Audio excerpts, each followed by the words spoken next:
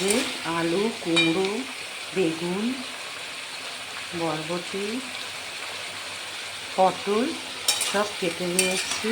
ভালো করে দিয়ে কড়াইতে তেল গরম হয়ে যাওয়ার পরে এগুলোকে খুব ভালো করে লাল করে ভেজে নেব। তারপরে ভেজে তুলে রাখার পরে দেখাচ্ছি কী বানাই। পরে এই মাছটাকে ছোট ছোট করে কেটে গরম জলে নুন হলুদ দিয়ে একটু ভাপিয়ে নিয়েছি।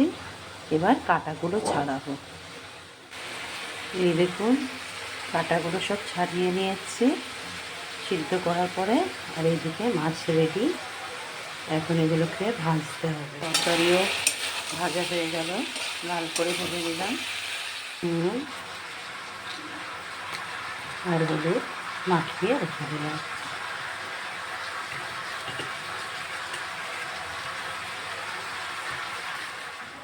এবার ওই কড়াইতেই পেটি মাছগুলো ভেজে নেওয়া যাচ্ছে, শুধু ভেজে নেব লাল করে।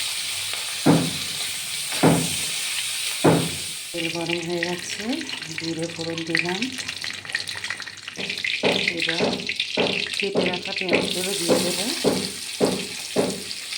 কুচি কুচি করে কেটে রাখা পেঁয়াজ দিয়ে দিলাম।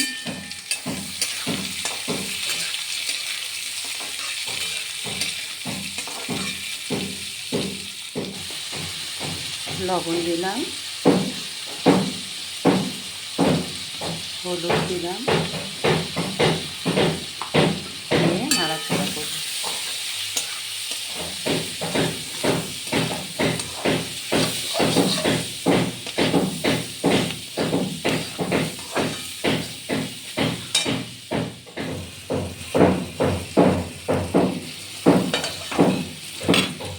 জানেন তো, রান্না করতে করতে একটা কথা ভাবছিলাম, যেরকম এত গরম গ্যাসের কাছে মাঝে মাঝে কীরকম লাগে, মানে এত গরমে।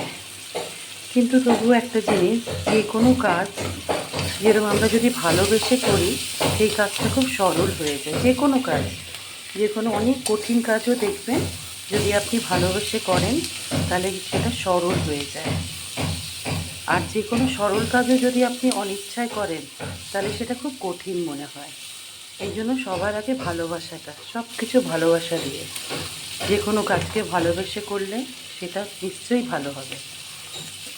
অনেক কঠিন কাজও লোকেরা ভালোবাসে করে, ওদের কাছে ওটা কত সরল মনে হয়।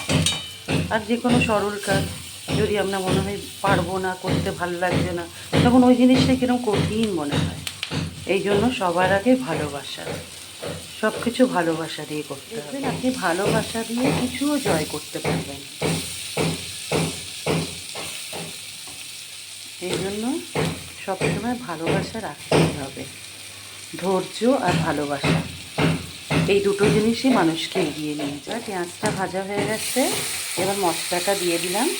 এখানে ওই জিরে, ধনে, রসুন, আদা, পেঁয়াজ, টমেটো, একটু দারচিনি, একটু গরম মশলা দিয়ে একটু সুন্দর করে একটা পেস্ট বানিয়েছি। যে যত মশলা ভালো করে পেশা হবে তত টেস্টটা বাড়ে রান্নায়।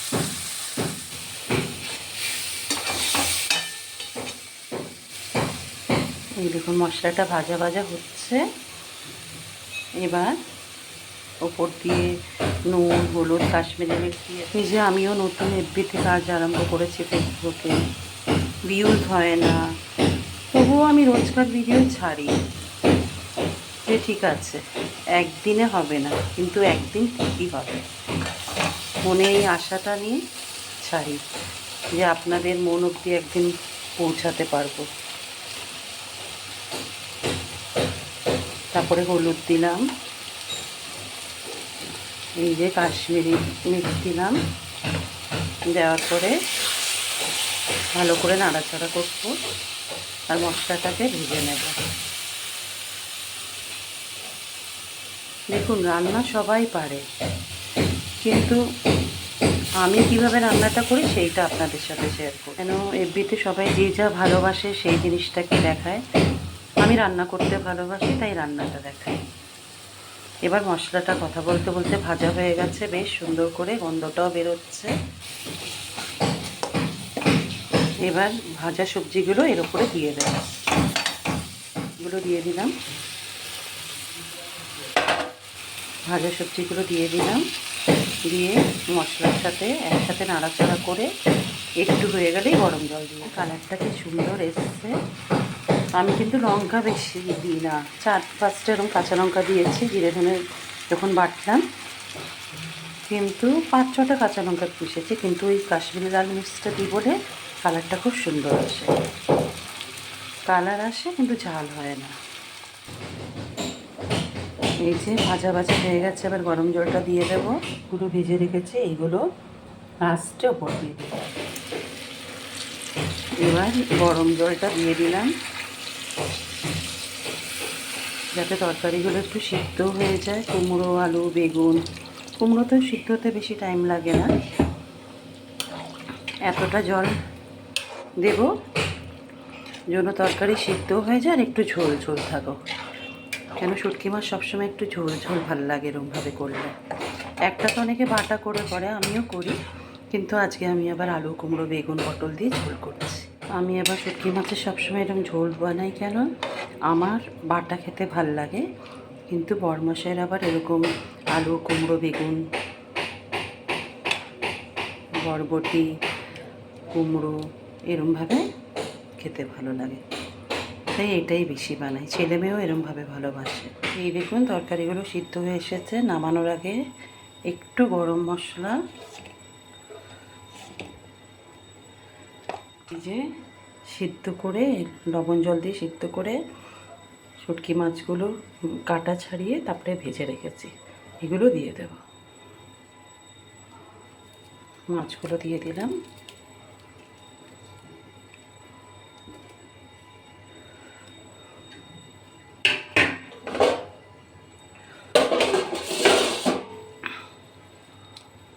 ব্যাস, এবার একটু নাড়াচাড়া করেই নামিয়ে দেব।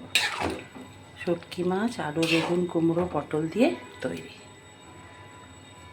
কে কে শুটকি মাছ খেতে ভালোবাসেন কমেন্ট করে জানাবেন। অনেকে জানি এই মাছ খেলেই বললেই নাক ছিটকায় যে শুটকি, কিন্তু আমাদের তো খুব ভালো লাগে। কালারটাও কি সুন্দর এসছে। ব্যাস হয়ে গেছে, একটু ফুটেই নামিয়ে দেব। শুটকি মাছ রেডি। আর একটা কথা বন্ধুরা, যারাও আমার হাতের রান্না খেতে ভালোবাসেন তারা কিন্তু বন্ধু মনে করে চলে আসবেন।